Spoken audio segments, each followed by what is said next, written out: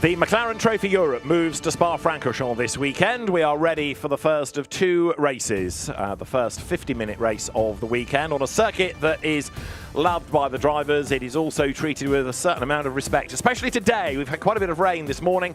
We've not had any rain for the last hour or so, and the track is damp but drying, and this is going to be another test for the drivers because as the race goes on and the road dries out, of course the grip levels are going to change, and tyre management is going to be key to all of this as well. 50 minutes with a mandatory pit stop then. David Addison and Tommy Erdos trackside, looking forward to what promises to be a really good race. We've got 17 cars on the grid. One damaged in qualifying sadly means we don't have 18, but even so, the biggest ever entry in McLaren Trophy Europe's history, and that's really encouraging. Yes, David, great to see 18 cars started in qualifying today. Unfortunately, we lost one due to an accident at the top of the Rouge. It was very damp at that point, and yeah, Rafa Martinez there, very unfortunate with that car. But yeah, we have 17 cars on the grid. Really looking forward to this round here, this fantastic venue. Now, let's get the admin out of the way in a second, because we have to factor in things like pit windows and compensation times. We'll come to that in a moment, because as we look at the pole position car of Josh Mason and Sam Nessa, this is a car that's had a race win already this season. And down on the grid is Alexandra Legui. She has found Sam Nessa for a quick word before we go racing. A very positive Greystone lockout, P1 and P2, and I'm here with Sam. Were you locked in straight away, or I mean, it's a bit of a precarious circuit, isn't it? But how's the car feeling? Yeah, the car's been feeling good, to be fair. It's hard to know what to expect, obviously coming to a track we've never raced at before, and especially getting to grips with it when the track's wet and as precarious as it has been. Can't take all the credit, obviously, because Josh was in the car for qualifying and he did a mega job, so credit where credit's due. He's done a really good job and we're in a good position. So, Greystone lockout, the front row. What's the deal here? Have we got any team strategy or the gloves off?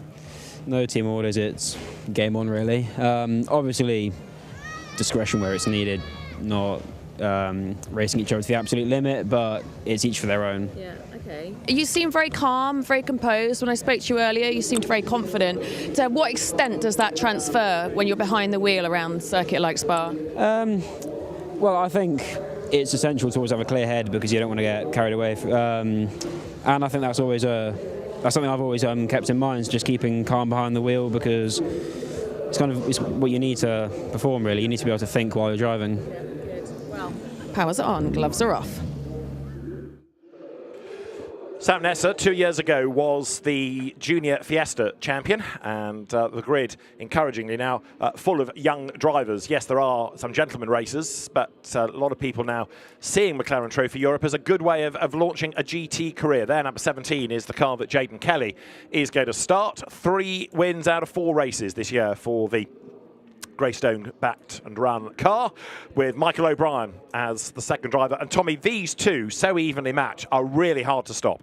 They've been really, really strong in the first 2 events this year, and once again on the front row, they're beat by a great lap from Josh Mason, so another car really to watch out for. They're really going to need to fight very hard to keep the number 43 Greystone behind them. So we have a really great prospect for a fantastic race between those 2 cars especially. Indeed so, and we've also got a quick combination lining up third, Sam Harrison and Leo Calavisili, who were really, really impressive when we saw the cars last. Let's hear from Leo with Alex. Leo, very nicely done. You boys are at the sharp end, but you are behind 2 rather strong Greystone. What can you do from P3? Oh, again, I think we want to make a move into turn 1, but starting behind both of Greystones. I've got a feeling they're going to be a bit of a wall there.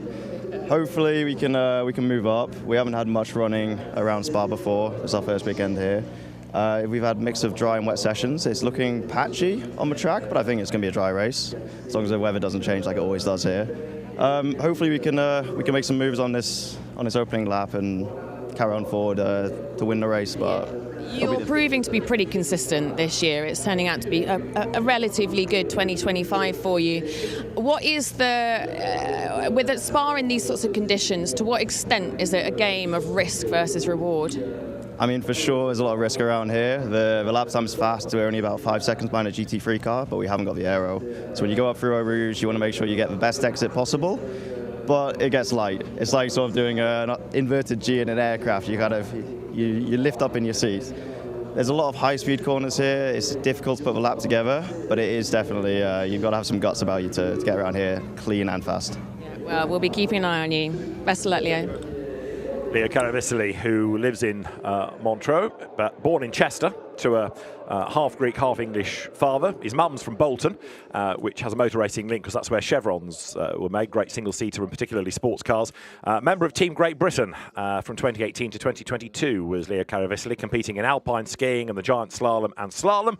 His dad was a ski instructor in France. He picked it up from there, but always wanted to go racing. So in 2022, he started in the Ginetta GT Academy with James Breckle's team, and then into the McLaren Trophy Europe this season. And he really did look impressive at Monza last time out. Very much so, and obviously he's used to slippery surfaces with his skiing experience, and obviously a damp Spa is not going to be something that's going to phase him off. Hugely impressive performance from this young man, still young, certainly to me he's very young. But both of them, Samuel Harrison and Leonidas, they're doing a fantastic job, and yeah, he's one to watch again, sure. That car for sure. Let's go back to the grid. We're just having a bit of barrier repair work. That's why we're slightly delayed before the start of the race. But Kevin Rorschach took a race win at Monza. Let's hear from Kevin now with Alex. Kevin, you're in a tricky position. However, you have a bit of a reputation for being very good in traffic and very good as a mid-pack climber. What are you boys feeling?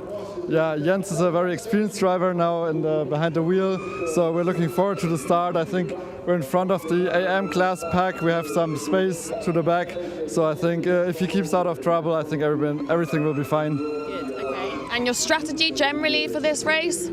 Yeah, we push as hard as we can from start to finish, and let's see where we end up. Perfect, that sounds like a very good strategy. Best of luck. And another good sound that you've heard in the background is the 3-minute klaxon sounding. Right, Tommy, quickly, admin. There's push to pass, there are pit stop windows, there are pit stop times, there are compensation times. Go for it. Yes, lots to think about, lots of maths to really work out, see what's going on. Obviously, success penalty, which is obviously if you win a race, you get 7 seconds added to your pit stop. Second place gets 5 seconds, third place gets 3 seconds. Easy. So from last event, obviously we have car 17 of Jaden Kelly and Michael O'Brien will get 7 seconds at the pit stop, car 12, the SMC car with 5 seconds, and car 90, which is the ALM Motorsport of Leonidas we just heard from. They will get 3 seconds on the pit stop. And obviously that goes through the Pro-Am and the AM class. We have a 72-second pit in to pit exit time that the cars obviously spend as they come in and out of the pits here at Spa, because you have a very long pit lane going through the Grand Prix side and the endurance side. Sure. And obviously that success penalty will be added to those pit stop times. Okay, now the pit window differs depending on which category you're in. That's right. Yeah, so we have different pit window times, and they are 30 to 40 minutes for the Pro and the M. Sorry, for the Pro-Am class. We'll get between 30 and 40 minutes. They'll have to pit to do the pit stop, and then on the M only class and the Pro only class is between 25 and 35 minutes. Those are the pit windows. Okay. So that puts the emphasis in a Pro-Am car on the AM doing the work rather than letting the Pro do all of it and the AM just taking the glory. Very much so. So this is, again, a very AM-based series, and that's the rules reflect that, for sure. So Trevor Williams, who is the race director for McLaren Trophy Europe, has given the signal that engines can be fired, the grid is to be cleared. The fans who've had a bit of a break while Lamborghinis have thrown themselves at the scenery are now ready to go back to race action. Tim Docker there lining up towards the rear of the grid. He is going to serve 5 seconds extra in the pit lane. The one car that we've lost, rather sadly, is that of Rafa Martinez, who was coming back with Jessica Edgar in a Race Lab run car just for this weekend. We saw him a lot last year in GT4 as well as in McLaren Trophy races. And sadly, it's a damaged car that's going to put him out of this race, and we also fear race 2. So real shame for one of the good characters of McLaren racing. But isn't this a great sight to see a big grid and a biggest ever grid stretching down the F1 pit straight here at Spa? It's awesome to see so many cars on the grid here, starting what is, for me, one of the best circuits in the world. It's just a phenomenal place to be racing. A little bit of damp patches here on the track, and some of these AM drivers will really have to focus very hard. And as Samuel Harris was saying that up at the top of Rouge as well, it gets very sleepy, very greasy, and so these guys will be extremely focused right now. Yeah, it's not completely dry, but it looks like the weather's going to hold up, and yeah, hopefully a full dry track in 2 or 3 laps, maybe. That's brave talk at Spa, Tommy. There you go. Yeah, it is around here. It is for sure. Yeah, true. You can tell Tommy's indoors, can't you? He doesn't have to face the elements like these drivers do.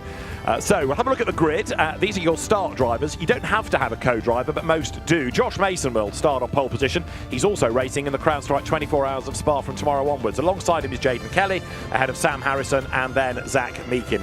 You've got Will Aspin starting 5th alongside Jens Richter.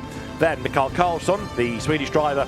Danny Henry, soloist, is going to be alongside him, starting 8th on the grid. He runs in the AM category. Starting 9th is Nick Halstead, who's been a double winner this season. Did drop into the gravel yesterday morning, but was okay and continues in the weekend.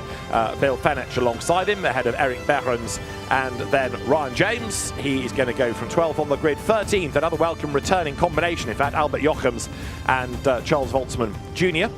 And alongside them will be the car that Klaus Halsig starts. Albert Jochems will start the Neiman Autosport car, Klaus Halsig alongside. Then you've got Fiona James starting in the car that she shares with Maurice Henry. Tim Docker on his own, and then Ron Trenker sharing with the ever-quick John Lancaster to round out the grid. And one of the beauties of double driver racing, of course, differing paces of a pro and an AM means cars rise and fall in the order accordingly, depending on who's behind the wheel.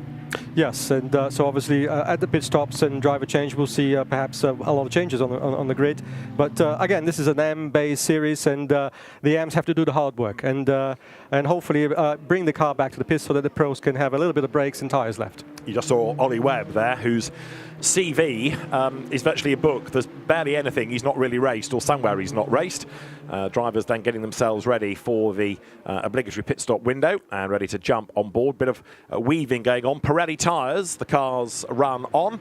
It's an opportunity this lap, Tommy, not only to get warmth into the tyres, get the pressures up, but also find out where the puddles and the damp parts of the track might be. 100%, yeah. And the AM drivers will be getting their pro counterparts, talking to them on the radio and advising them as they go around. This is really difficult conditions with the damp patches, as you said.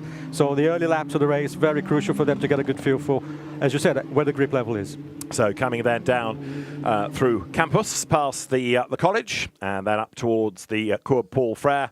The fans still in their waterproofs, but it is Spa after all, so it's probably a balmy day for Spa.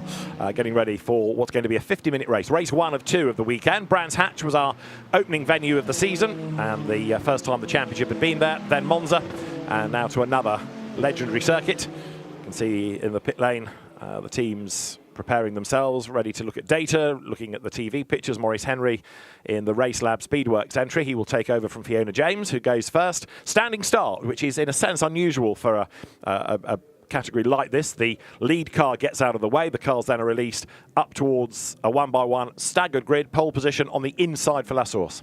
Yeah, standing start, which is really very difficult in these cars. We're talking, 580 to 620 horsepower, all driven at the rear, and very difficult to start, especially on the ground the way it is, with a few damp patches. There'll be differences between the sides of the grid, left and right side of the grid, as far as grip level. So hopefully these guys get a good feel for it just now lining up on the grid. Again, you mentioned briefly about the push-to-pass buttons that we have in these cars. When you see the front sort of daylight LED lights flashing, you know that the driver is actually using the push-to-pass system, okay, which is good for 300 seconds. Okay. And we have to obviously gauge that throughout the race. Here at Spa, you have a lot of full throttle. You've got to be careful how much you use. It's true. A very different circuit from Brands Hatch, for example, where they first used it, because as you say here, it's a longer laps, 7 kilometres in length, plus you're on full throttle for so much of it. Right then, it's been a great season so far. More of the same to come. It is race 1 of the weekend in McLaren Trophy Europe. It's the 5th race of the season. It is Josh Mason on pole position. It is Jaden Kelly with him at the front of the grid. And as the green flag is shown at the back, it is go. Now the lights change. Good getaway by Josh Mason. Not a great start by Jaden Kelly, and that means that Sam Harrison gets the drop on him up into second place in the white car then as they head into La Source for the first time. An effort being made and contact because Jaden Kelly gets turned around, and that was Will Aspin on the inside, and a big hit, I'm afraid, with absolutely nowhere to go. Number 17, Jaden Kelly's car is hit very hard indeed. There's debris all over the racetrack. There's another one with huge front damage that is effectively out of the race. There's debris on the road, and I would rather fear this is going to be a safety car.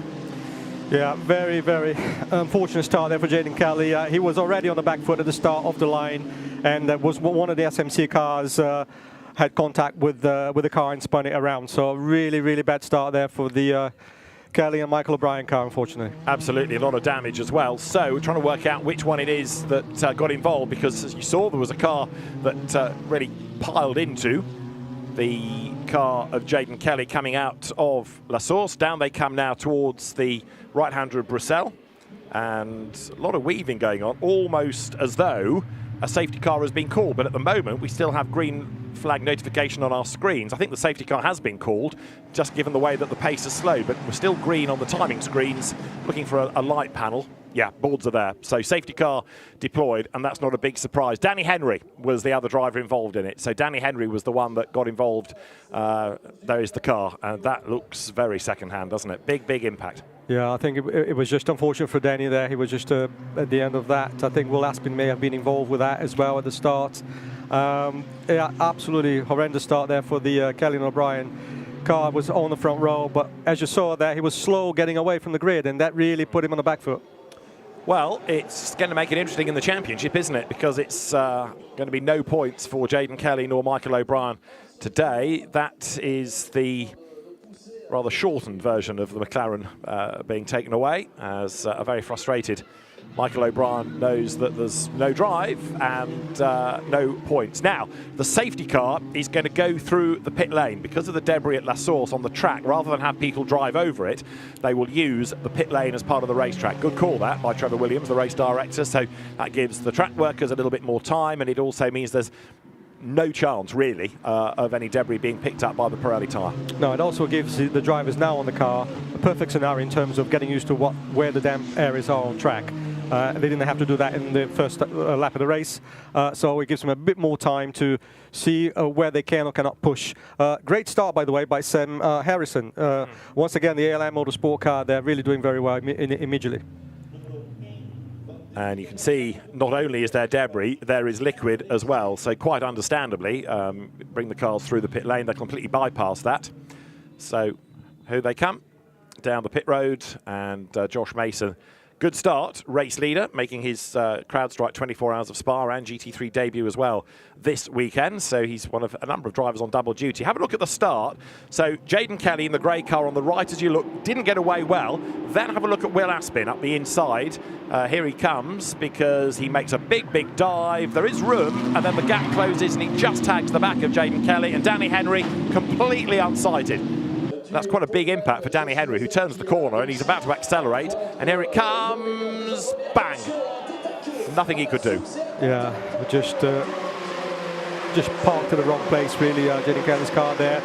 Will Aspin's move there on the inside looked a little ambitious from this angle, but obviously, as always, we need to look at every angle afterwards, which I'm sure I'll be busy doing that. Yes, we need to explain. Tommy is also the driving standards advisor. So he loved Brands Hatch because you were in the bar early, but that's going to keep you occupied, that one. Yeah, I don't think this is going to be a sort of an early visit to the bar, this one. So that one alone will keep us busy. But such a shame to lose three cars, potentially even, before lap one.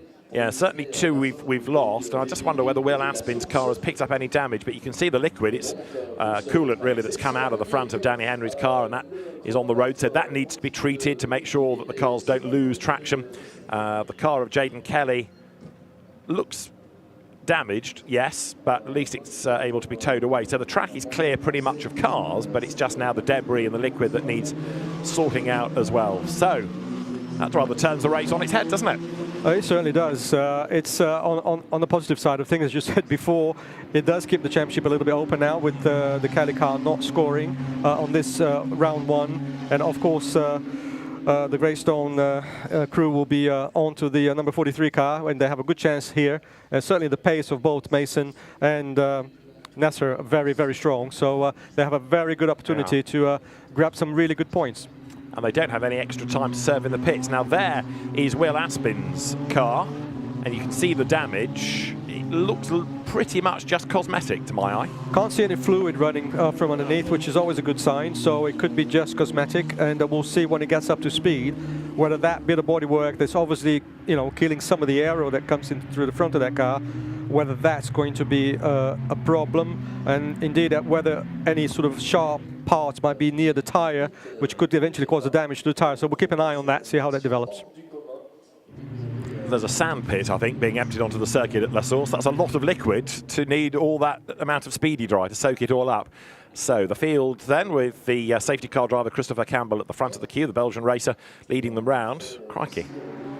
That's a lot of sand. There's a lot of sand there, and that's right through the race line. As they come out of the apex of La Source, they will have to cross that, so they need to watch on the loud pedal that they don't, get onto it too hard and lose traction. But again, the drivers have had an opportunity to go around the track now a couple of times. They have a good feel now for where the grip level is, and that at least will hopefully, mean that we have 2 new opening laps without too much issue. Well, yes. Once the La Source beach is sorted out, Marshall's busy sweeping the speedy dry into the liquid to soak it all up. But yes, it's going to be slippery for the first lap. So Will Aspin, or Waspin as he's often known, W. Aspin, certainly stung Jaden Kelly into that spin, and the lights are still on, of course, atop the safety car.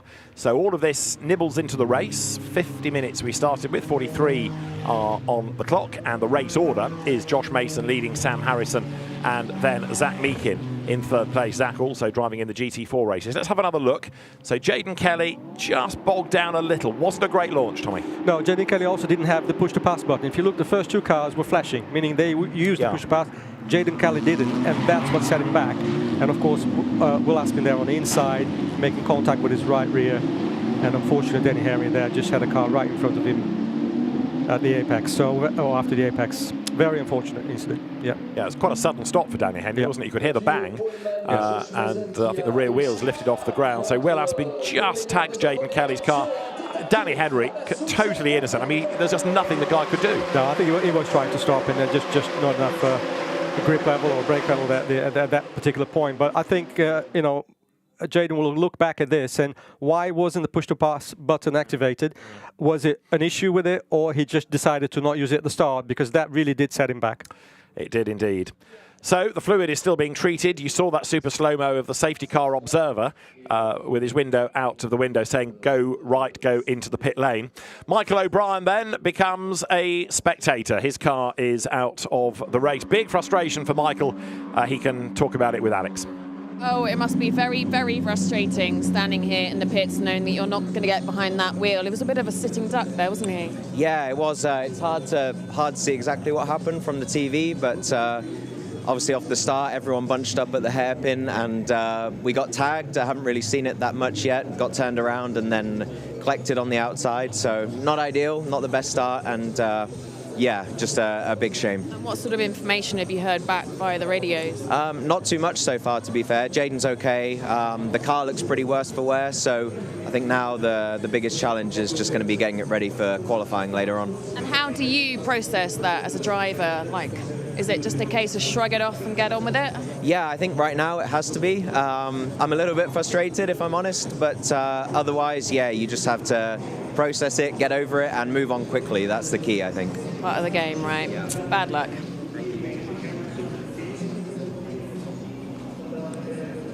Double driver racing, it must be very tempting to blame your co-driver either for a bad start or getting involved in an incident, but that's never going to help the relationship if you want to progress and work well together. You kind of have to take it on the chin and accept that, okay, it's his fault, in quotes, today. It could be yours next time, and just deal with it. I think always, until you get all the facts and you look at the situation, then it's very premature to actually say what happened there. There could have been an issue, unlikely, but it could have been a technical issue where he couldn't engage the push-to-pass button, or maybe there was a strategy if they planned not to do that. Whatever happened, I mean, those two guys are 2 pros. They are doing fantastically well in this championship. They've had a bad luck on this race, but they'll fight back very soon.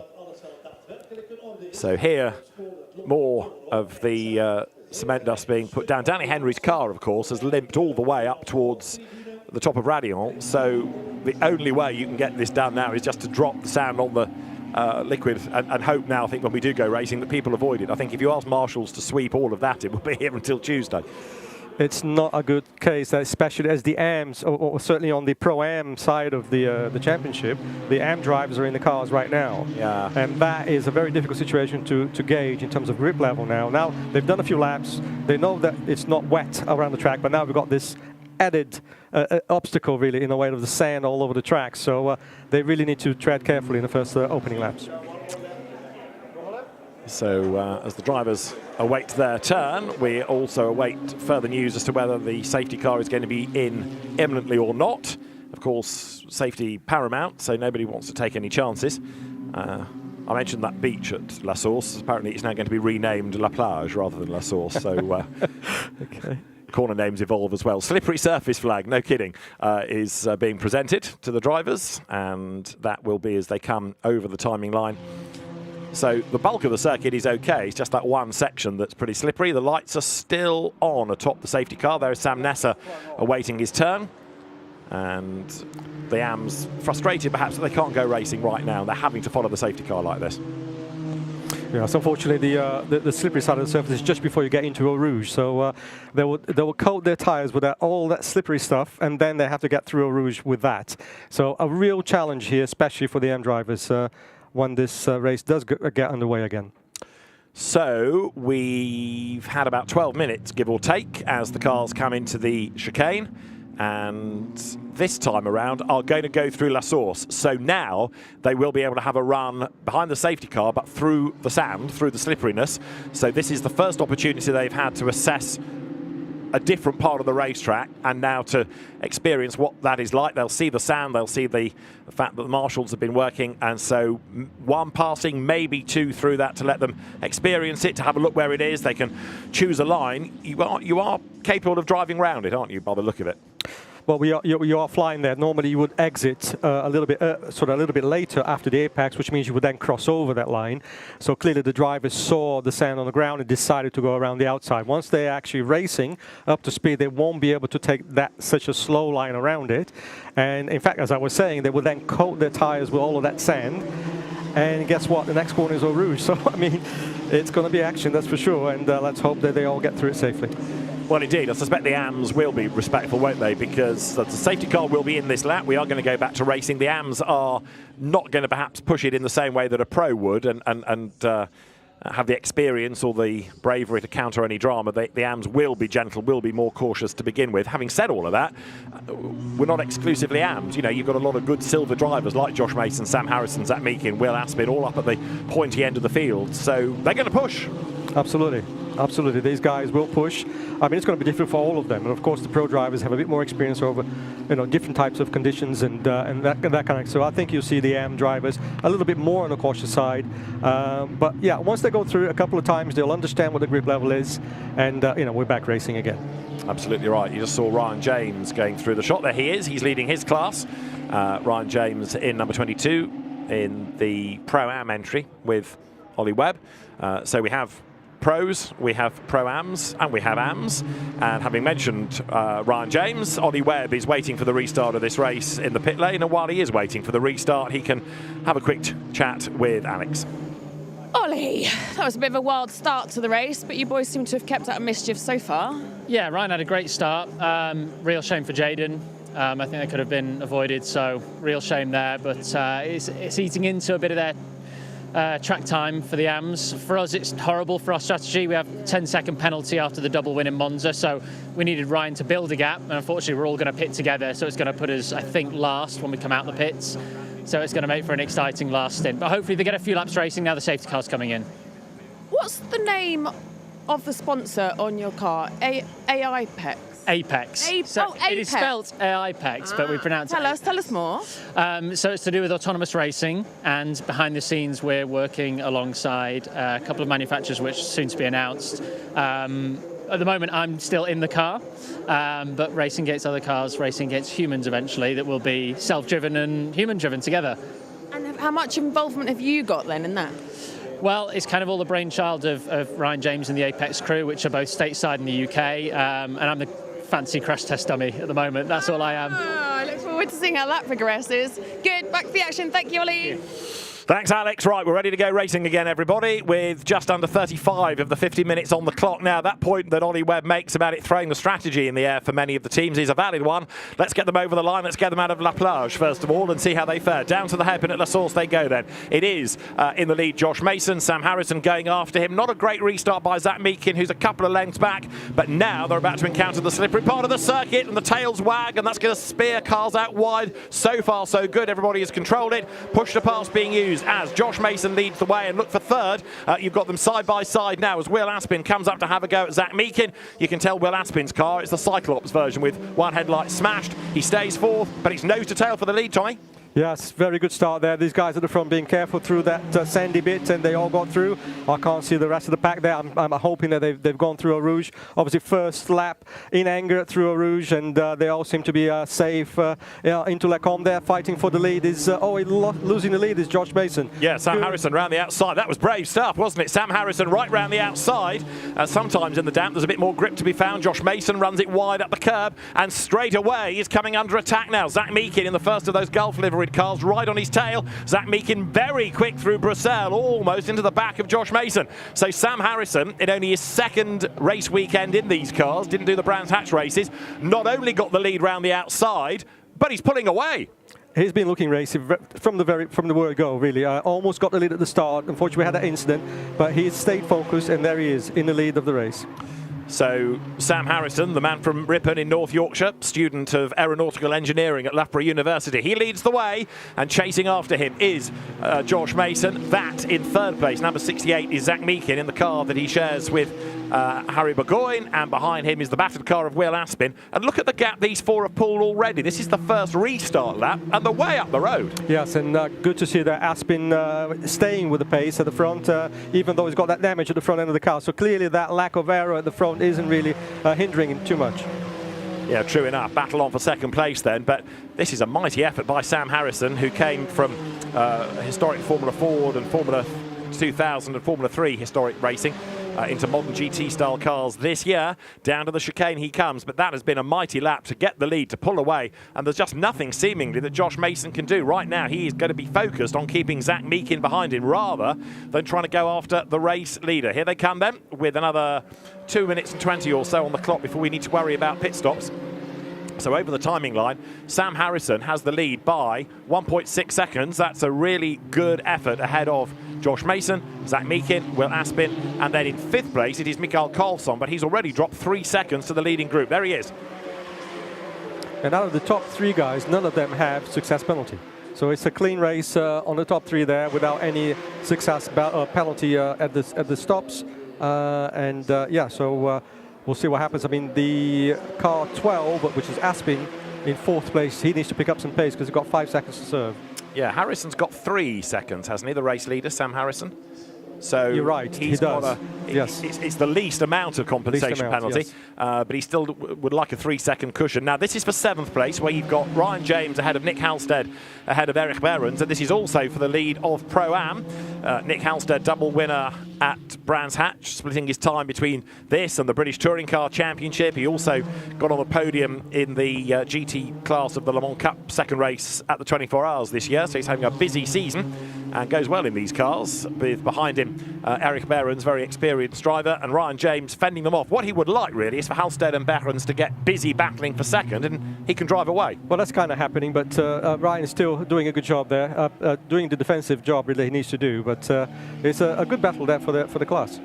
Very definitely. Eric Behrens dropping off the back a little bit, and Nick Halstead, who was a British GT Championship race winner here going back 3 seasons, looking for a way past Ryan James down towards Pont, and even if he can't find a way through, he might be able to unsettle him. But actually, Nick Halstead is the one that goes a bit wide into the second part of Pont. He's wide up the curb. Okay, he comes out closer to James, but Behrens is closer to the pair of them. Now Nick Halstead tries the outside line into the pit path. This is brave. Does it work? Very, very nearly. James on the inside line for the run down towards the right-hander at Le Col. To the outside line is Halstead, and he's done it. Nick Halstead around the outside. Excellent move. Great racing there from Halstead, still on a high from his success at Le Mans. He shared with Brad Ellis in the Road to Le Mans race, supporting race 24 Hour, and actually finished, I think, second on the grid in GT3. So obviously that's done a world of good there for his confidence. And Eric Behrens comes up to have a go at Ryan James as well. This is really rather bad news for Ryan James and Ollie Webb. As Ollie was saying, they've got 10 seconds of success time to serve in the pit. And again, a bit like we saw for the outright lead, the pro lead, once that change happens, the car pulls away. So Nick Halstead, having gained the advantage, has already checked out by the end of the lap. He has, but you have to say a couple of corners there I noticed Halstead was off the track on track limits, so certainly coming out of Pouhon and just a Blanchimont as well, so he needs to watch his track limit lives. He's using a few of them at the moment. Yeah, he is rather, as they come then now up over the timing line once again. Pit window is open. As yet, no takers, so the AMs trying to exploit their time behind the wheel. Meanwhile, Sam Harrison still leads Josh Mason now by 2 seconds. Sam Harrison has done the fastest lap of the race as well. Here, heading up towards the Les Combes sequence of corners, you've got Mikael Karlsson just ahead of Jens Richter, and then behind them is the battle for 7th place. There's a big move being made there by Eric Behrens in the black and gold car on the outside line of Ryan James in the red version. Up they come towards Les Combes, brake hard, turn in, and Eric Behrens has done it. So Ryan James gets shuffled back in the queue to 3rd in class, and that's really bad news now. Yes, 2 positions there in 2 laps for Ryan James, but he needs to just stay focused and keep putting the laps in, give the car back in the pits to Ollie, and I'm sure Ollie will unleash his magic there on track when he gets behind the wheel. Yeah, he'd quite like a second stint safety car, wouldn't he, Ollie Webb, to bunch them all up again, but we'll see. I'm sure he's doing that little safety car dance right now. Doing some voodoo on somebody, yeah. Right, Nick Halstead then, leading, but I wonder whether Eric Behrens might get close enough to him before they elect to pit, because Behrens is flying. So is this man, Sam Harrison, although Josh Mason behind him a little bit quicker in the first sector of this lap. There is Sam Harrison then trying to escape up the road. Like his co-driver, another former skier, before taking up karting and then going into car racing and making that switch from historic racing with limited amounts of aero and grip. Very close to the edge was Josh Mason in the background. You just saw some of the spray being kicked up as he ran wide towards the grass. So Josh Mason is pressing on, no question about it. Behind him is Zach Meakin, and then Will Aspin 4th is dropping away a little bit now, suggesting that maybe that car is not 100%, understandably, after the knock that it took. And Aspin indeed is the first one to bail for the pit lane. So down the pit road he comes. Will Aspin is going to give way to Alejandro Gapet.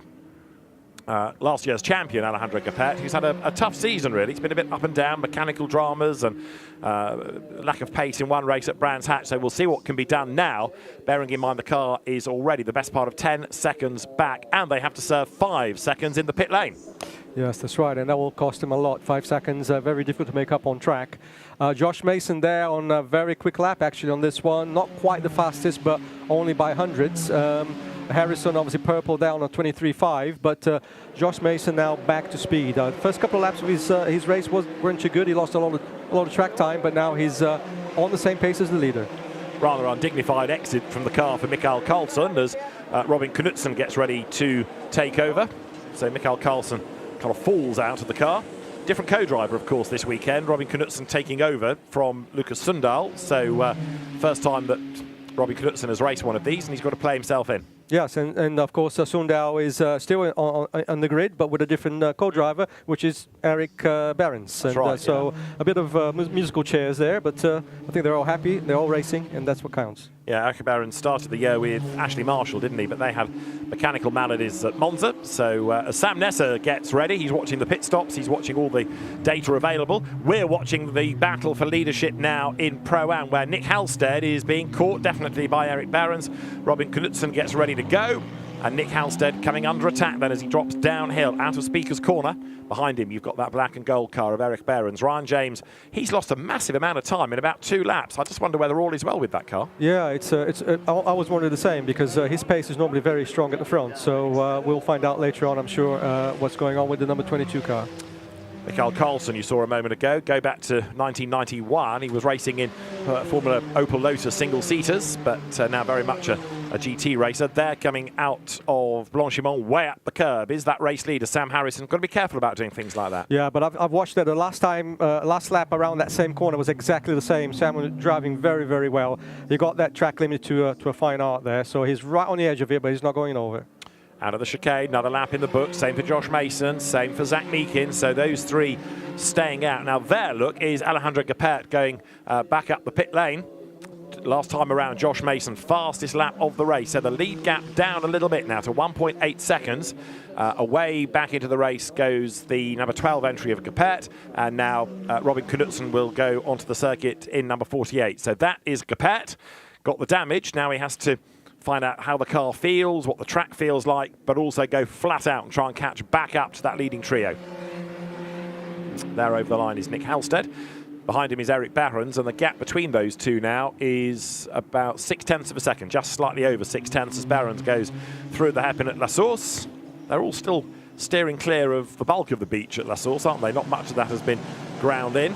There you've got Kevin Rorschach getting ready to take over his car when we get to the pit stop window. And more of the teams ready there. Look in the Formula One top pits. Fiona James, in the meantime, involved in a battle, and just ahead is Ron Trenker. There's Fiona James in the yellow-nosed car.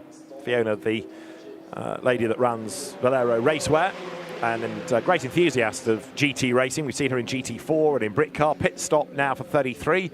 That is another newcomer, Bill Fenech, who hands over to former champion of brands Formula Ford racer Chris Hall, the Brit, who's based in the States these days, also in his 78 Tim Docker.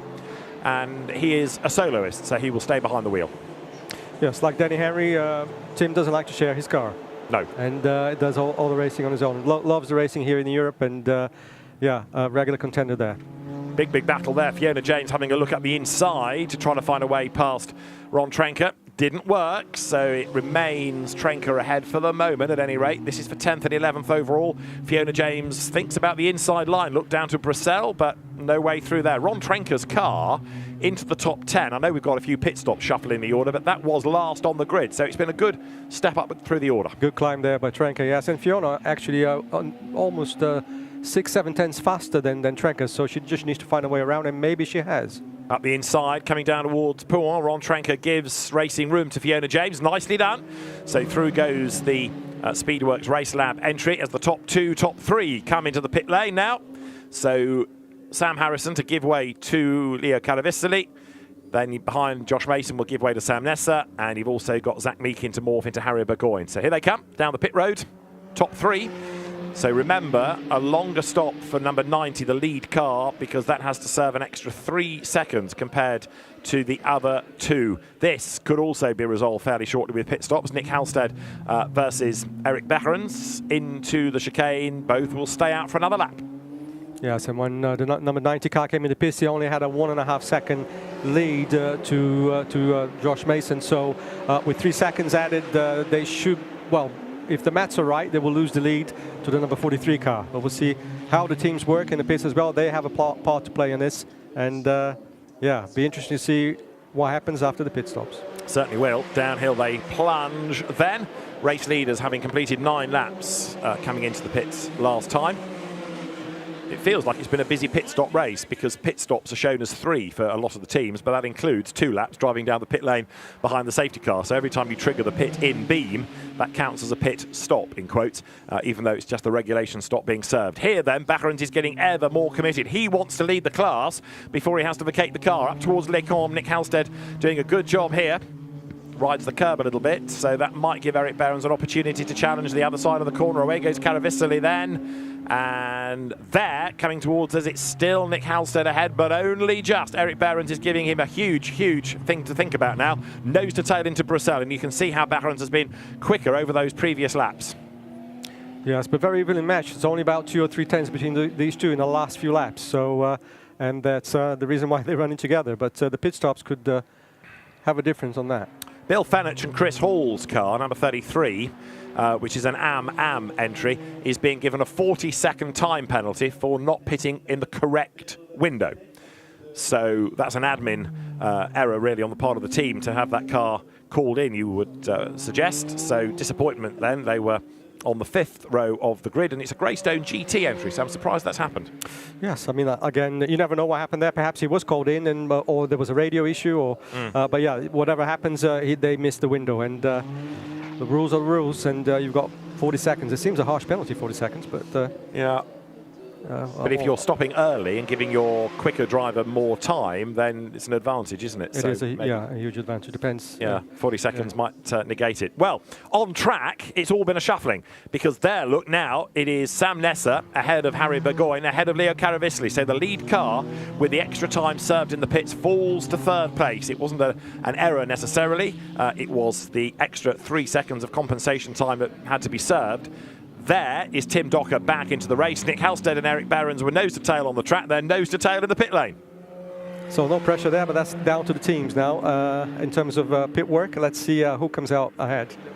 Door opening there. Look as the next pit stop cycles through. 28 it is. Jens Richter to give way to Kevin Rohrscheid. Good to see some new names coming into the series as well. There, Bradley Ellis stands ready to jump on board. British GT champion. He is going to take over from Klaus Halsig. As here down the pit lane is the Halsig car, and tucked up behind him is Albert Jochems, who will give way to Charles Zoltzman Jr. Yes, Albert and Charles, they are returnees. Really, they were racing last year, but they haven't raced at all this year. So this is their first race in 2025, and great to see him back in the series. Nick Halstead then will help to strap Tom Holland into the car. So Sam Nesser trying to build a lead right now. Leo Caravicoli, interestingly, is not seeming to be able to do very much about the two ahead, is he? He's on the push to pass there, the extra boost, trying to catch up, but time lost in the stops and not easy to claw it back. Right, Tom Holland is aboard number 40. So this is a very different situation for the race lead. And right now, Sam Nesser is a long way up the road, isn't he? Yes, the 43 car now with that that advantage they had before, but Nasser has a lot of pace, just like Mason, so they're still in it, in very good chance till they get to the flag. Absolutely right. So here again comes the lead car, Sam Nesson out the wheel. It was a good opening stint by Josh Mason, keeping the car in the mix. They had honours in that first race at Monza. Missed out in the second, but therefore came here without any extra time to serve in the pits. So Nesser from Burgoyne from Caravicoli is how we run within the top three, and it is round about 4.6 seconds covering the top three, but we're about to have a change for second place. Look, because Caravicoli has done it, he's gone through on the inside heading up the Kemble Straight into Les Combes. So Caravicoli now feeling a bit more confident in the car, makes his move against Burgoyne, who fights back, gets crowded up the curb coming out of Les Combes, and Caravicoli sticks out his elbows, moves right across in front of Burgoyne to cover off the inside line. All of this is playing into the hands of Sam Nesser, who's escaping because these two are holding each other up. Yes, and of course Burgoyne using the push to pass, and Caravicoli was not. So that's why he's all over the back of Caravicoli, but still not able to get through. Kevin Rohrscheid aboard number 28, 40-second penalty for a late pit stop. Meanwhile, battle is still well and truly joined here, side by side, almost into point. On the inside line in the white car, it is Leo Caravicoli. In the Gulf colours, it's Harry Burgoyne, moving from GB4 into McLaren's this season, and now looking to try to make a move on the outside line as the cars power up towards the pith path. No way through there. So Leo Caravicoli, who we heard from on the grid, just hanging on to the place. But yes, he worked hard to get through. He's going to have to work even harder to fend off that car. He needs to get away somehow and stop Sam Nesser driving away into the distance with 16.5 minutes, give or take, on the clock. Still a lot of racing to go, 16 minutes, lots going to happen. But once again, Caravicoli now using his push to pass quite wisely there, coming on to towards Blanchimont, full throttle all the way through there, and he has a little bit of a breathing room there on Burgoyne. But Sam Nesser has just disappeared. He's not even in the same camera frame anymore. This is for second and third in real terms, but Sam Nesser with a mighty advantage. There he is, building that, and he's benefited on this lap from the squabbles behind him. So now there you've got Leo Caravicoli up into second place. Harry Burgoyne third, just falling back ever so slightly as they come then now up over the timing line. Down now into La Source once again. So Sam Nesser has done 11 laps. He leads by now 5.6 seconds from Caravicoli. Burgoyne is third. There in fourth place is Alejandro Gapet. And then in fifth place now it is Robin Knudsen in the white car here coming into La Source. So those two possibly to get themselves together. 2.6 seconds the margin. And there, look, is now Lucas Sundal in number 88. He's taken over from Eric Behrens and has also vaulted ahead of the car of Tom Holland, Nick Halstead in the pit. So as they come across the line, that should put 88 up into the lead. It does, of the Pro-Am class now. Yeah, so that's a new pairing there with Behrens and Sundal in the number 88 car, obviously paying dividends there for this race. Nasser and Caravasili, first and second there. Nasser with a 25-0 last lap against 26-0 for Caravasili. So obviously Caravasili there fighting with Burgoyne, lost a full second to Nasser, and you have to say the number 43 car now with a 5.5 second gap. It's not done deal, but it's a good cushion to have at this stage. It is indeed, as Maurice Henry there gets ahead of Tim Docker coming into the chicane. Maurice Henry taking over from Fiona James, heading up towards the line, breaks the beam, goes through. So Maurice Henry, another driver that's come out of the Ginetta Junior ranks in the UK, goes down towards La Source. Tim Docker next in the queue. Then you've got John Lancaster to keep an eye on as he is hustling Ron Trenker's car up the order. And also in the mix will be Bradley Ellis, another driver to keep an eye on, having taken over from Klaus Halsig. Number 28, though, there is Kevin Rawshide. He's got this penalty to have added on at the end of the race. How's Ollie Webb doing? He's 9th overall, make that 8th overall, because he's now jumped ahead of Rawshide on the track, irrespective of the penalty. And another penalty is coming, and it's for John Lancaster. A 22nd time penalty for being short on the pit stop. Yeah. Now the car controller, isn't it, with the stopwatch? Yeah, these pit stops, they have to be timed obviously to perfection. You know, I think obviously teams are trying to get as quick as they can on the stopwatch to get out of the pits quickly. But yeah, if you even half a second off, penalties coming your way.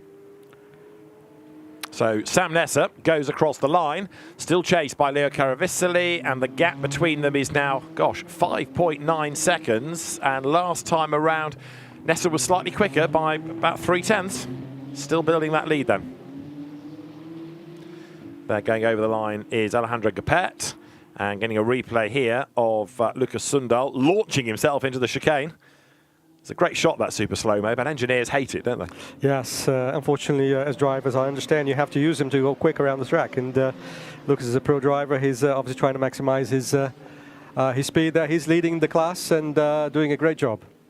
Over the line goes Lucas Sundal, class leader. Now we've got a new fastest lap of the race. It is from Lucas Sundal. So this is, in Pro-Am, a class leader, but the fastest man on track now. Lucas Sundal perhaps feeling that now he can show what he's capable of. So accelerating downhill, and multiple Carrera Cup Scandinavia champion. He's won it, 5, 6 times. Massively experienced and successful GT type driver, switching to a different brand for this year. And right now, Lucas Sundal is flying, no question about it. Making that run now up towards Les Combes. He's got the road to himself, so having worked his way past Tom Holland, just checked out. Very impressive performance there with that lap time at the end. Perhaps the team manager will forgive him for that curb usage now, and with that purple lap time. Yeah, absolutely. Best lap of the race, and he might even be able to get up with some of the pros and humble them before the very end, which is 11 3/4 minutes away. Downhill then drops Lucas Sundal out of Speaker's Corner, uses the curb on exit with 2 of the wheels, which is all fine. That's within the regulations. Still the odd damp patch on the road there down towards Pouin, even though it's a fairly warm day. It's not much wind, so therefore the road isn't drying as quickly as it might on other occasions. This is the race leader, Sam Nesser, who you've got to say has been an absolute revelation in this championship this year, because he's still in his late teens, but thrown to all of these new venues in a really powerful car. Boy, has he delivered. They have both delivered, both Josh Mason and Sam Nesser. What a pairing, really. 2 young lads, and especially Nesser, very, very young. And the pace and the composure, really, the way they drive the cars. Yeah, fantastic performance, and really deserving to lead the race today. There is Alejandro Gapet. Another curb hopper behind is Robin Knutsen, but I think Knutsen's catching, isn't he? He looks better in the sectors. So as they come across the line, last time the margin between them was about 3 seconds. It's down to 1.5 seconds. So, yeah, Robin Knutsen has brought down that gap, and you can see how hard he's been trying, launching himself over that sausage curb into the chicane. It's clearly the Scandinavian line, isn't it? We saw Lucas Sundal bouncing over the curb, and now exactly the same thing from Robin Knutsen, with just over 10 minutes on the clock. It certainly works for them, and Knutsen there 0.3 faster than the guy in front, Pat Romero, who's no slouch, very, very quick driver. Maybe that damage at the front of the car is costing them a little bit, to be fair. But yeah, great job by Knutsen there. Absolutely right. Heading uphill again then, Alejandro Gapet in the SMC car. As a team, they've really had a tougher season this year. Perhaps you could argue that other teams have moved on and really improved, but they've also had a few dramas with either mechanical issues or one race, I think it was the Meakin car that didn't even start. So they've had a tough season by their high standards. You can see there the debris, the damage flapping around in the breeze. Now what's going on for second and third? I would suggest that Burgoyne is coming back at Caravicili here. Yeah, but look at Sundal. Look at his lap time. Incredible pace by Lucas Sundal on a 22.8. No one has actually gone into a very low 23, and he's just popped a 22.8 there. So Sundal, very impressive in the number 88 Alfab car. So there's Burgoyne. He runs third. The one sort of black sheep of the family, in a sense, for having not raced on the ovals. He escaped from the family dynasty of stock car racing, whether it's been in saloon stock cars or Formula 2 Brisker Formula 2 stock cars or mini stocks. So there's another offshoot of the family in stock rods, the supposedly non-contact 1400 hot rod formula, but very much circuit racing. Karting and circuit racing was Harry Burgoyne's way of establishing a career. Now this battle is Maurice Henry in the yellow and white car, and up the inside, about to go through and relieve him of the place, is John Lancaster. That's for 12th. Lancaster does it, but bear in mind that he's got this 20-second time penalty to be added on at the end for the short pit stop. So it's kind of out of his hands, really. John Lancaster just has to push, but it might be a forlorn hope. Getting away by 20 seconds in 8.5 minutes is quite a big ask. It is a big ask, but good to see Maurice Henry there on track. These guys with Fiona James as well, Sherry and Fiona James, they've had a tough season and almost inside the top 10 there, P12 at the moment, but yeah, good to see the car going around and not bad pace as well. Maurice Henry there did a 25.0, I think, yeah. So getting to grips with the car. They're probably, of the crews this year, they're the ones that done probably least amount of laps. Yeah, I think you're right. Sam Nessa here, though, just out on his own, leading now by 7.5 seconds. So unless he makes a mistake, he's pretty much home and dry. But in the background this time, Leo Caravicili looks like he's regrouped and he's starting to rebuild that gap over Harry Burgoyne. But there's just nothing that he can do about Sam Nessa, even allowing for the fact that there was a 3-second extra pit stop to serve. It's still a big gap that Sam Nessa has opened up, isn't it? He has, yes. Again, Nessa is being like clockwork, really very consistent. And this pace is faster than Caravicili last lap by nearly 7/10. But I'm still, again, very impressed by Lucas Sundal's pace. A lap after lap, he's now done a 22.4. The guy is flying. He is indeed. Lucas Sundal might yet get up onto the back of Robin Knudsen. That might be a tall order, but he's certainly charging.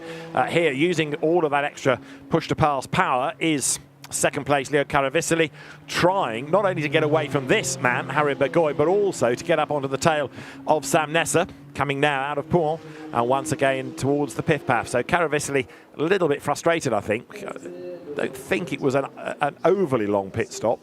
He may have lost a second or so on top of the 3, but the biggest problem for Caravicili is Sam Nessa's really impressive pace. Further back, battles are still on.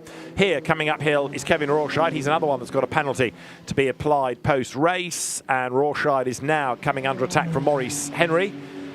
We've not really seen very much of Maurice this year because sadly Fiona James has been caught up in other people's incidents early on. But when he goes, Maurice Henry goes really well. Yeah, absolutely. It's great. As I said earlier, great to see that car really doing laps. That's what they lack the most. And you know, Maurice has been a very promising driver. Came through the Ginetta school, I guess, and done very well.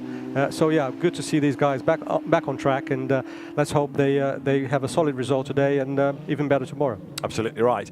Now here is the fight for 4th place. There, look, is Robin Knudsen, who's almost on the back of Alejandro Gapet, then the reigning champion in the battered car in 4th place. Here, having his first outing of the season, Robin Knudsen behind. So new to McLaren Trophy, but driving like a veteran as he comes up now towards the line, goes through once again. Now down towards La Source. This is the scene of the lap 1 dramas that trigger the safety car, but the McShark car out of the hairpin, plunging downhill, keeping away from the sand, the seat speedy dry, and the clock ticking on down to just over 5.5 more minutes. Sam Nessa leading by 7.3 seconds. Last time around, that lead gap came down slightly. Yeah, I think Nessa there in the lead with a solid gap there. I think he's just managing that very, very well. But Burgoyne has been faster than Caravicili in the last couple of laps. They've got equal lap times on the last one, but he's been inching into Caravicili's position in second place. Absolutely right. So Nessa, Caravasali, Burgoyne, the top three. Gapet here fourth, Knutsen here fifth. They're all in that pro class. Lucas Sundal is catching Knutsen, but he won't get there in time, but he's on target for a class win. But Sam Nessa, not to take anything away from Josh Mason, has just been mighty. Second that car was when he took it over. He came out in front, well done team, but then he's built the gap and has not put a wheel wrong. Absolutely, great to see as well. We were frankly hoping for this car to be, putting a good fight against the Jaden Kelly, Michael O'Brien car. Unfortunately, we didn't see that, but can't wait for tomorrow's race to see those two cars back on the grid against each other. But you've got to say, Josh Mason did a fantastic job in qualifying, against a very fast Jaden Kelly. He beat Jaden Kelly fair and square in a damn qualifying session, and here is Nasser doing the job in the race. Absolutely right. Here he comes then out of the Cours Paul Frere, and still Sam Nessa, look, has some push to pass left. He's got nothing to pass, but he's using it to try to pull away and build a gap. So coming up now out of Blanchimont, he's up the curb. He accelerates again down towards the chicane, formerly the bus stop chicane, but its configuration now means that there's nothing like a bus stop. Even the signage has gone about that. So it's purely a chicane. He comes out the other side of it and accelerates towards the timing line. So Sam Nessa will go through with just under 4 minutes on the clock. He's got time for 2 more laps.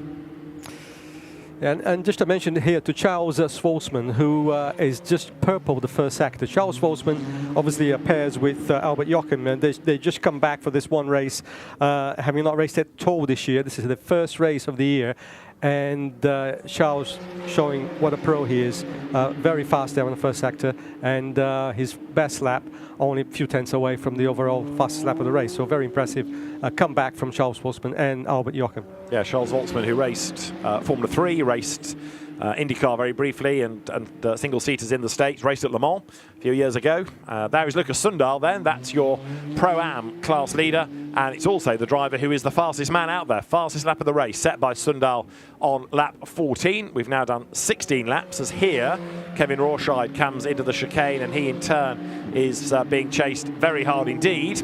He's got a penalty though, don't forget. So as he comes up, sorry, it's not Kevin Rawshide, I'll tell you a lie. 42 it is, which means it's Charles Voltzmann. Bradley Ellis is behind him. So Voltzmann goes through the Neiman Autosport car, fourth in his class, but Bradley Ellis bearing down on him. Despite the fact that Voltzmann did a very good first sector, he had to go defensive in the second and the third, so that cost him a bit of time. Yeah, so Voltzmann obviously pushing very hard. He's on the track limit warning as well, but certainly the pace is strong, and yeah, he needs to watch it. Uphill here comes Bradley Ellis looking for 9th place before the end. The lights flash. That's not to worry the driver in front necessarily. It might have that benefit, but it's to prove that he's using that push to pass. Lucas Sundal, fastest man on track, has just done a purple. Absolute best therefore first sector on this lap. As you look at Bradley Ellis working his way up through Les Cons. And just ahead of him is Charles Voltzmann. So you've got two very experienced sports car and GT campaigners here starting to battle for their AMs to try and get the best result they can in class. Ollie Webb is ahead on the road of Voltzmann. So Sundal from Tom Holland, from Ollie Webb, Charles Voltzmann, Bradley Ellis, the top 5 in the Pro-Am category. And Ellis a couple of tenths faster than Voltzmann on the last lap there, so he is definitely inching into it. He is indeed, as you look here at Alejandro Gapet, making his way now into that fast, long left of Blanchimont. Turns through the corner and now accelerates on down towards the chicane, heading into the right and then left flicks. The race leader has gone on to his last lap then now, so Sam Nessa has gone by 7.1 seconds clear. In second place, it remains Leo Caravasali. In third place, it is Harry Burgoyne. And then here is fourth and fifth. But Sam Nessa on his last lap. Another win heading for the Greystone GT team. Tim Docker is up the road. He might actually inherit a class win, Tim Docker. We need to keep an eye on this because the two ahead of him in AM have both got penalties of 40 seconds for one and 20 seconds for another. So we'll keep an eye to it. Meanwhile, Sam Nessa, very, very good drive. A second win of the season beckons. And although he clips the curb there, he has just been a standout driver in this race. Fantastic, absolutely driver of the day, if you ask me. A solid, solid performance all the way through. And only, I'm not even sure he's 18 years old yet. I think he's 17. Depressing, so, yeah, I think he gets other people to drive him to go to places at the moment. But anyway, fantastic performance by these two, and I can't wait to see the battle for the second half of the season. As we finish this race today, we actually reached the halfway point into the season, believe it or not.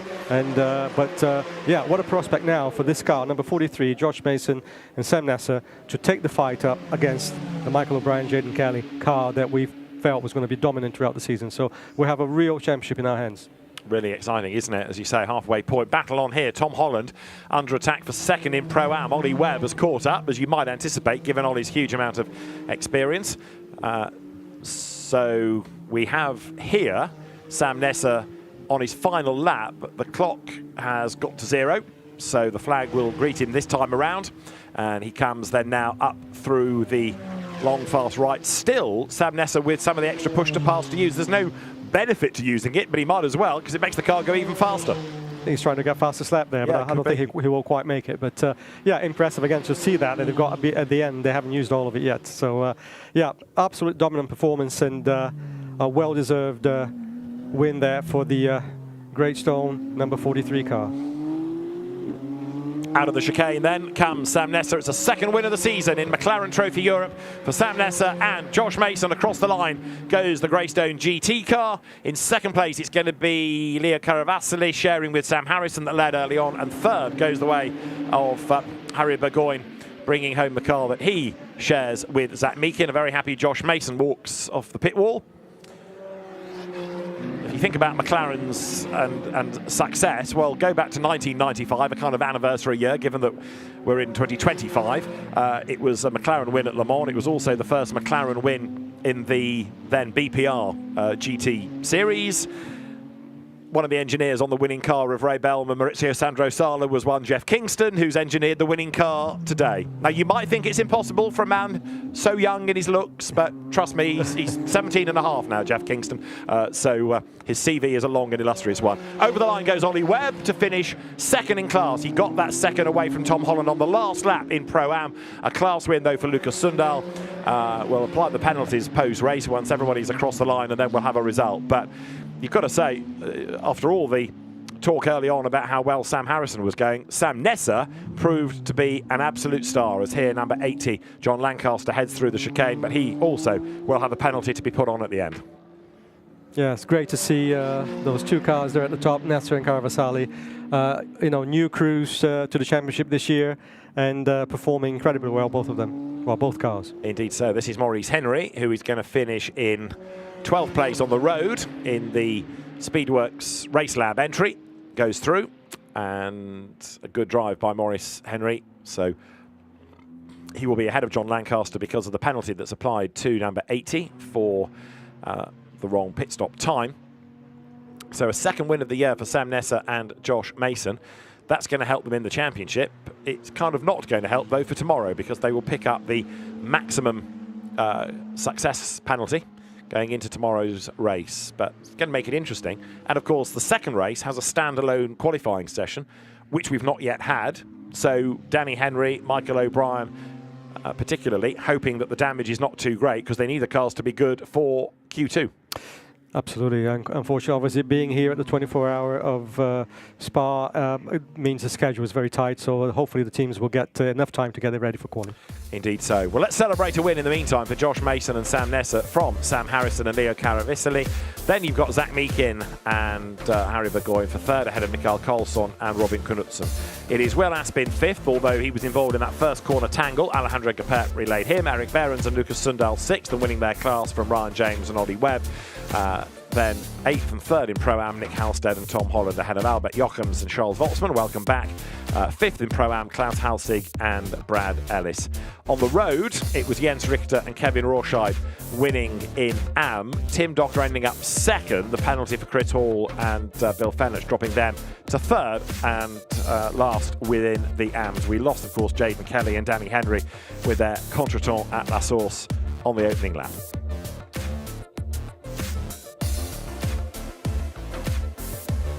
So Josh Mason and Sam Nasser winners for the second time this season, and the Greystone GT car another mighty effort. One of the best drilled teams in the championship. They've been involved in McLaren Trophy Europe right from the launch of the championship, and so being able to use all of that experience to very good effect.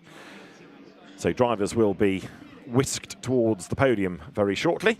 As Tommy says, it's a tight timetable at Spa. There's a GT2 race not far away, so the teams for that are going to be heading to the circuit pretty shortly. But the Pro, the Pro-Am and the Am podiums to come. Sam Nesser there with Josh Mason, who's going to be racing in the 24 hours, for which there is the warm-up session at the end of the day. The Super Pole for the fastest 20 qualifiers today, although they didn't get into that.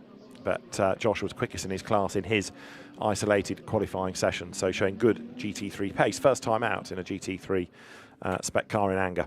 So there he is, helmet off. Sam Nesser drops his gloves on the floor. Josh, ever the gentleman, picks them up. Former single-seater racer. Sam Harrison there talking to Leo Caravasili. And there the Happy Greystone crew can start the celebrations very shortly. Sam Harrison, Leo Caravasili discuss their race. But Sam Nesser and Josh Mason come out on top. Will Aspin there in the background, but our race winners take a second victory of the season. Sam Nesser and Josh Mason are with Alex Legui. Boys, come here, Sam. My goodness me, that was a masterclass in winning in a McLaren around Spa. Firstly, let's start with you. That was brilliant off the line, and you kept out of mischief, considering the chaos that was going on around and behind you. No, exactly. Again, it was just getting off the line, which we did. But actually, on the safety car restart, I made a little mistake, so the ALM car got past. But no, I think for us, it was just to stay consistent and be within that 3-second window, because I knew they had a penalty for the pit stop. But no, Sam did a really good job to bring it home, and yeah, just another win in our pockets. Very nicely done and set up, yes, very nicely for you. My goodness me, what a drive. I think you ended up sort of 5 seconds ahead.